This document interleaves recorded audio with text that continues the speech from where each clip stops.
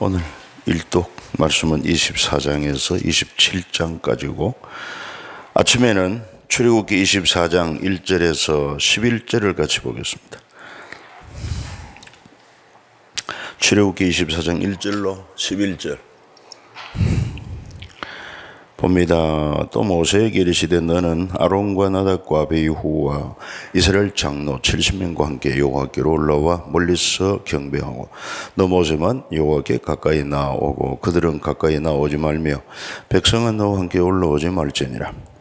모세가 와서 여호와의 모든 말씀과 그의 모든 율례를 백성에게 전하며 그들이 한 소리로 응답하여 이르되 여호와께서 말씀하신 모든 것을 우리가 준행하리이다. 모세가 여호와의 모든 말씀을 기록하고 이른 아침에 일어나 산 아래에 제단을 쌓고 이스라엘 12지파대로 12기둥을 세우고 이스라엘 자손의 청년들을 보내어 여호와께 소와 번제와 화목제를 드리게 하고 모세가 피를 가지고 받은 여러 양푼에 담고 바는 제단에 뿌리고 언약서를 가져다가 백성에게 낭독하여 듣게 하니 그들이 이르되 여호와의 모든 말씀을 우리가 준행하리이다. 모세가 그 피를 가지고 백성에게 뿌리며 이르되 이는 여호와께서 이 모든 말씀에 대하여 너희와 세우신 언약의 피니라. 모세와 아론과 나답과 아비후와 이스라엘 장로 70인이 올라가서 이스라엘의 하나님을 보니 그 발 아래에는 청옥을 편듯하고 하늘같이 청명하더라. 하나님이 이스라엘 자손들의 존귀한 자들에게 손을 대지 아니하셨고 그들은 하나님을 뵙고 먹고 마셨더라. 아멘. 오늘 이 말씀이 소위 말하는 이제 시내산 언약, 시내산에서 하나님과 이스라엘 백성이 맺은 언약이다. 그 언약은 먼저 하나님의 말씀이 선포됩니다. 그것은 십계명 그리고 또한 여러 가지 그 율법을 주신 것을 이미 우리가 살펴보았습니다. 그래서 모세가 하나님께 받은 말씀을 백성들에게 전달을 했고 백성들은 모두가 한 목소리로 응답하여 이르되 여호와께서 말씀하신 모든 것을 우리가 준행하리이다. 이제 이래 되면 이제 언약이 맺어지게 되는 것입니다. 그 언약 체결 의식은 어떠하냐?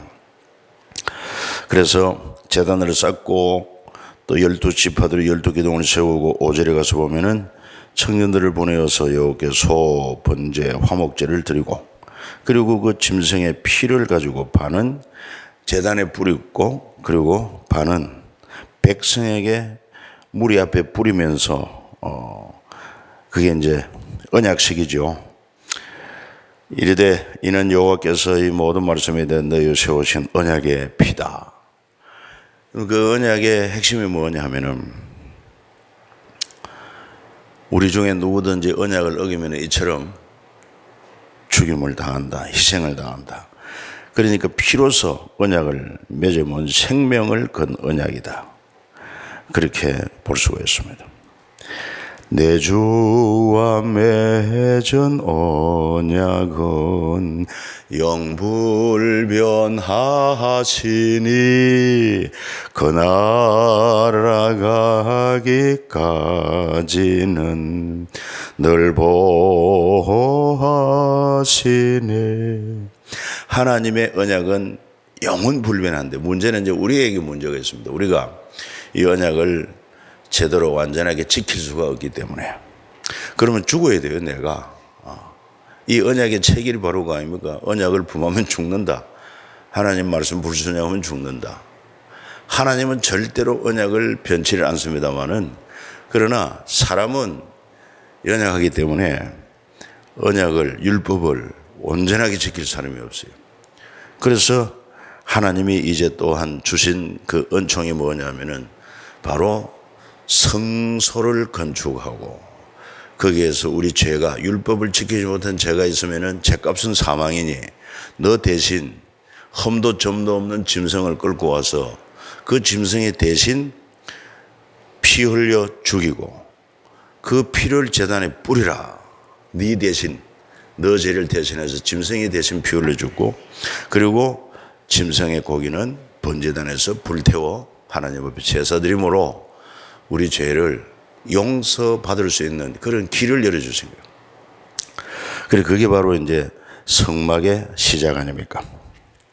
이렇게 이제 먼저 언약식을 체결하고, 그리고는 모세, 아론, 나답, 아비후.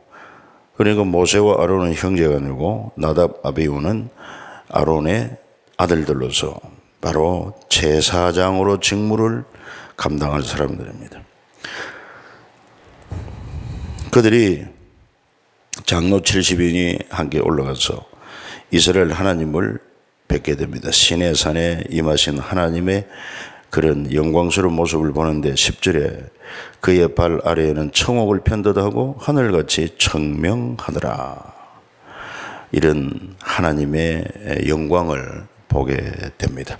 오늘 이 새벽에 나오신 여러분들도 기록된 말씀을 통해서 하나님의 영광을 뵙게 되는 것입니다. 우리는 감사해야 될 것이고 그 하나님 앞에 찬양을 드려야 마땅할 것입니다. 이렇게 기록된 말씀 속에 하나님의 영광스러운 모습, 신비스러운 모습을 보여줌에도 불구하고 성경을 펴서 읽지 않으면은, 듣지 않으면은 전혀 모르고 듣지도 못하고 보지도 못하고 넘어가는 것입니다. 그래서 매일매일 기록된 말씀을 영의 양식으로 삼고 읽고 듣고 묵상하고 지켜 행할 때 우리 하나님을 모시고 함께 사는 삶이 되어질 수가 있습니다. 그리고는 이제 12절에 보면은 모세에게 이르되 너는 산에 오르라. 내게로 와서 거기 있으라. 네가 그들을 가르치도록 내가 율법과 계명을 친히 기록한 돌판을 네게 주리라. 그래가지고 하나님께서 모세를 불러 올리고 산에 올라간 지 16절에 보면 7째 날에 여호와께서 구름 가운데 모세를 부르시니 17절 산 위에 여호와의 영광이 이스라엘 자손의 눈에 맹렬한 불같이 보였다. 불타는 산처럼 보인 거죠. 그래서 18절에 보면은 모세가 그 하나님의 산에서 40일 40야를 지나게 되는 것을 볼 수가 있습니다. 그러니까 그동안에 온전한 금식이죠. 금식인데 신비한 세계에 들어가면은 먹고 안 먹고 이게 문제가 안 됩니다. 그래서 하늘나라에 가면은 하늘나라를 먹고 마시는 데 있지 않고 의와 평강과 희락이라 그렇게 말씀하셨는데, 지금 우리는 육체를 가지고 있으니까 이렇게 먹고 마시는 것이 생명 유지의 필수 조건이지만 나중에 하나님 나라에 가면은 먹든 안 먹든 이게 문제가 안 된다. 먹는데 마시는데 거기에 즐거움이, 물론 즐거움도 있겠지만은 그 생의 존재 목적이 있지 않다는 것입니다. 그리고 이제 25장에 가서 보면 하나님께서 여러 가지 또 말씀을 주시는데 성소를 건축하게 하십니다. 그 모든 재료는 이스라엘 백성들에게 명령하여 예물을 가져오라는 것입니다. 그래서 하나님 말씀을 전달을 하고 기쁜 마음으로 자원하여 가져오는 예물을 받으라. 그리고 그 받을 예물들은 어떤 게 필요하냐. 3절에 가서 보면은 금은과 녹과 청색 자색 홍색 실과 가른 배실 염소털 붉은 물들인 순양의 가죽 해달의 가죽 조각목 또 등류 관유에 되는 향료와 분향할 향을 만들 향품, 그 다음에 7절에 호마노 애복과 흉패에 물릴 보석, 내가 그들 중에 거할 성소를 그들이 나를 위하여 지어라. 또 9절에 물은 내가 네게 보이는 모양대로 장막을 짓고 기구들도 그 모양을 따라 지어라. 이렇게 말씀을 하십니다. 그러니까 성소는 뭐냐? 성소를 건축할 것을 말씀하시는데 성소는 거룩한 장소라는 뜻이죠. 왜 거룩하냐? 거기에 하나님이 거하실 것이기 때문이다. 그래서 성소라고 합니다. 그 성소를 건축할 모든 재료는 이스라엘 백성이 자원하여 가져오게 하라. 하나님은 창조주입니다. 모든 것을 하실 수 있습니다. 그러나 이 하나님의 성소를 건축하기 위해서는 이스라엘 자손들이 모든 재료를 자원함으로 기쁜 마음으로 바치게 한 것을 볼 수가 있습니다. 그리고 여러 가지 이 재료가 나오는데 이 재료가 그 광야에서 어디서 나옵니까? 이미 벌써 출애굽을 할 때 하나님께서 말씀했습니다. 너희가 애굽 사람들에게 선물을 구하라. 너희들의 필요를 구하라. 그러면 너희 원하는 대로 줄 것이다. 그래가지고 많은 선물을 받아 나왔습니다. 그러니까 우리가 하나님 앞에 드린다고 할 때 내게 있는 것 드리는 것이 아니라 하나님이 내게 주신 것으로 하나님께 드리는 것에 불과한 것이고, 그래서 청직이다 하는 것입니다.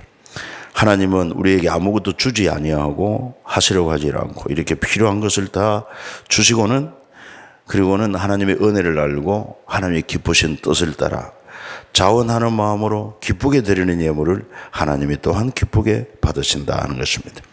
그래서 우리가 하나님 앞에 드릴 때는 인색한 마음, 억지 이런 것은 결코 합당한 정신이 될 수가 없어요. 기쁨으로 자원하여 예물을 드릴 것입니다. 그래가지고 이제 성소에는 하나님의 식양을 모든 구조를 다 말씀해 줍니다. 먼저 성소를 건축해 하기 위해 필요한 비품, 성구를 만드는데 정거궤를 만들어라. 정거궤는 바로 법궤라고도 하고 언약궤로도 말합니다. 그래서 원재료는 조각목으로 하고 궤를 짜듯이 짜서, 그리고는 그 밖으로는 순금을 싸라. 그렇게 말하고 있습니다. 이 바로 이런 법궤를 만드는 게 굉장히 중요해서 먼저 만들고, 그 다음에 23절에 가면은 진설병을 놓을 상을 만들어. 진설병, 떡을 진설하는 상이라는 것입니다. 역시 원재료는 조각목으로 만들고 순금으로 쌉니다. 그 겉에서 보면 모든 게 다 순금으로 되죠. 그리고 31절에 보면은 등잔대와 필요한 기구들. 그러니까 성소에 들어가면은 왼쪽 편에 7 등잔이 설치되어 있습니다. 그 등잔에 항상 불이 꺼지지 않도록 그렇게 하신 것을 볼 수 있습니다. 역시 그 등잔은 순금으로 만들어라. 순금. 등잔대를 순금으로 만듭니다. 7 촛대가 있도록 만들었습니다. 그 다음에 이제 26장에 가면은 성막을 만들어라. 성막. 그러니까 성소와 지성소 그 위에 지붕이죠. 지붕. 그 지붕은 뭘로 만드느냐. 가늘게 꼰 배실과 청색, 차색, 홍색 실로 그룹을 정교하게 수놓은 10폭의 휘장을 만들고, 그리고는 이제 그 위에다가 또 염소틀로 짜서 붉은 물감으로 이렇게 염색을 하고, 그 위에 해달의 가죽, 거무칙칙한 모습의 해달의 가죽을 덮어서 그런 성막을 만들게 한 것을 볼 수가 있습니다.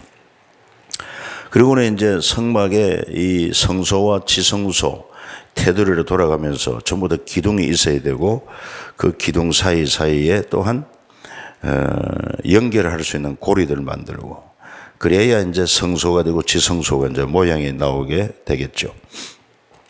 그것을 쭉 설명을 하고, 그 다음에 이제 31절부터 한번 읽어봅니다. 31절.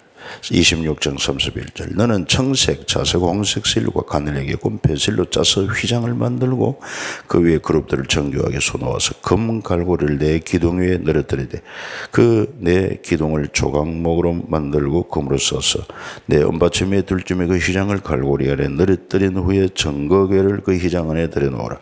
그 휘장이 너희를 위하여 성소와 지성소를 구분하리라. 너는 지성소에 있는 정거궤 위에 속죄소를 두고 그 휘장 바깥 북쪽에 상을 놓고 남쪽에 등잔대를 놓아 상과 마주하게 할지며 청색, 자색, 홍색 실과 가늘게 꼰 배실로 수놓아서 짜서 성막문을 위하여 휘장을 만들고 그 휘장문을 위하여 기둥 5을 조각목으로 만들어 금으로 싸고 그 갈고리도 금으로 만들지며 또 그 기둥을 위하여 받침 5개를 노수로 부어 만들 것이다. 그리고 이제 27장에 가면은 번제단, 제단을 만들게 하는 것을 볼 수 있습니다. 역시 원재료는 조각목, 나무로 가지고 형상을 만들어 놓고, 그리고는 이제 여기에는 노수로 이렇게 싸서 만들게 한 것을 볼 수 있습니다. 그 제단은 희생 제물을 잡은 고기를 각을 떠서 올려서 불태우는 그런 곳이기 때문에 금이 안 되고 노수로 싸게 한 것을 볼 수가 있습니다. 그리고 이제 9절에 가서 보면 21장 9절에 성막에 그 뜰에서 이제 짐승을 잡기도 하고 번제단 설치하고 그다음에 물두멍도 놓고 이런 뜰이 있습니다. 그리고 뜰을 싸고 있는 바깥 울타리 그것도 전부 다 기둥을 세우고 쭉 돌아가면서 흰색 포장을 쳐서 그래서 성소를 구별하게 한 것을 볼 수가 있습니다.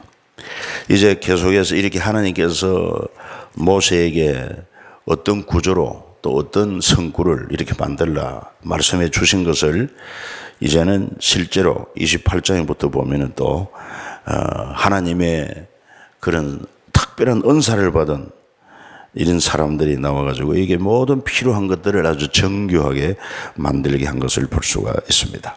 그리고는 계속해서 이제 만드는 장면이 쭉 나오고 나중에는 이제 성막 봉헌식을 하게 되는 것이 이후에 기록되어 있는데, 그래서 이처럼 오늘 우리가 여기서 핵심을 놓치지 말아야 될 게 뭐냐 하면은 하나님께서 계명과 율법을 주신 후에 언약을 맺다. 언약을 맺어가지고 그 언약을 누구든 지키면은 죽음으로 보상을 해야 한다, 보응해야 한다.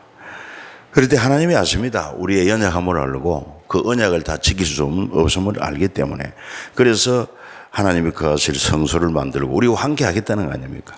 그런데 우리가 죄인인 것을 알 수 있는 게 뭐냐면 하나님의 법을 어겼을 때 아이고 이건 내가 율법을 언약을 어겼구나. 그래서 내가 죄인이 되었고 죄값으로 내가 죽어야 되는구나. 이걸 깨닫게 하는 것입니다. 그래서 원래 율법을 주신 목적이 뭡니까? 율법을 주신 목적은 거룩한 백성의 삶의 기준을 제시하는 것입니다. 하나님의 백성으로 거룩한 삶을 살아야 되는데 최소한 가이드라인이 바로 율법인 것입니다. 그런데 율법을 지키지 못하면 이제 언약을 맺었으니까 죽음으로 갚아야 한다. 이제 죄의 심각성을 깨닫게 하는 것입니다. 바로 우리로 하여금 또 죄인인 것을 깨닫게 하는 것입니다. 그러나 죄인인 것을 깨닫게 하는 것으로 절망시키기 위한 것이 아니라 네가 죄인인 줄 알면은 그 죄를 해결할 수 있는 방안을 하나님이 우리에게 가르쳐 주시는데 그게 바로 성소를 만들어서 거기 죄인이 하나님 앞에 관계를 회복하기 위해서 네가 율법을 어겼으니 죄를 지었으니 그 죄값으로 다른 생명으로 대속하라. 마땅히 내가 죽어야 하지만 내 대신 흠도 점도 없는 짐승을 끌고 가서 내 죄를 그 짐승의 머리에 얹고 고백하고 그러면 그 짐승이 나를 대신하여 피 흘려 죽지 않습니까? 그 피를 번제단에 뿌리고 그리고는 짐승을 불태워 번제함으로 말미암아 하나님께서 우리 죄를 용서해 주었다는 그런 사인을 주는 것입니다.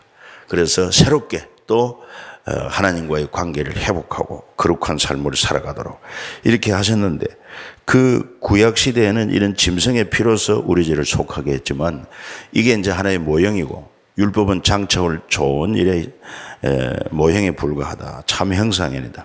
그리고 드디어 실체가 오시는데 그가 누구냐?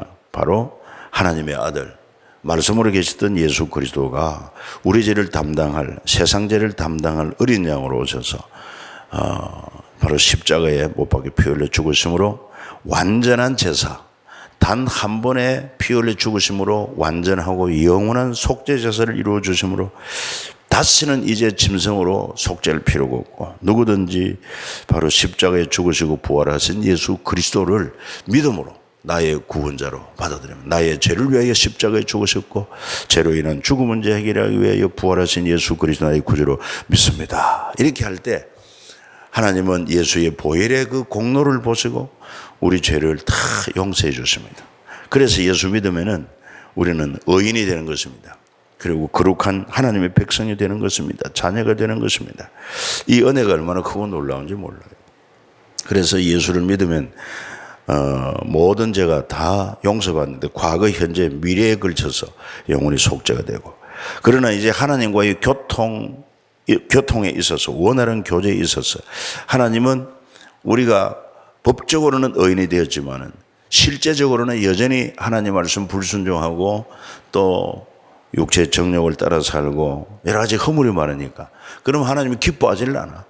그래서 그런 죄를 자백하고 예수 그리스도의 보혈의 공로를 의지하고 회개함으로 깨끗함을 입었다는 확신을 가지고 하나님을 부르고 또 하나님과 교제하며, 그래서 죄는 이처럼 하나님과 우리의 관계를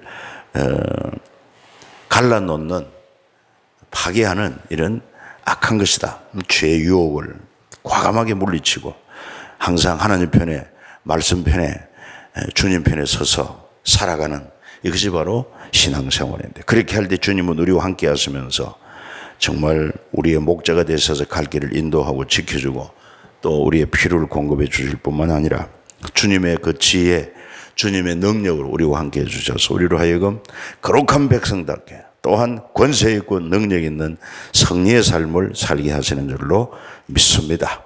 이런 놀라운 은혜가 말씀을 듣고 하는 가운데 계속적으로 충만해지기를 바라고, 우리 지금 스마트폰에도 이런 자료가 올라가지만은 그림 자료는 올리기가 마땅치 않아서 올라가지는 않습니다만, 여러분들이 스스로 성막이라고 이렇게 검색을 해보면은 방금 설명한 이런 성막의 구조들이 뭐 그림으로도 잘 나오고 이해하기 좋습니다. 계속해서 성막에 대한 그런 과정을 보면서 그 하나하나에 또한 단계에 있는 중요한 의미도 우리가 살펴보는 시간을 갖도록 하겠습니다. 기도하겠습니다.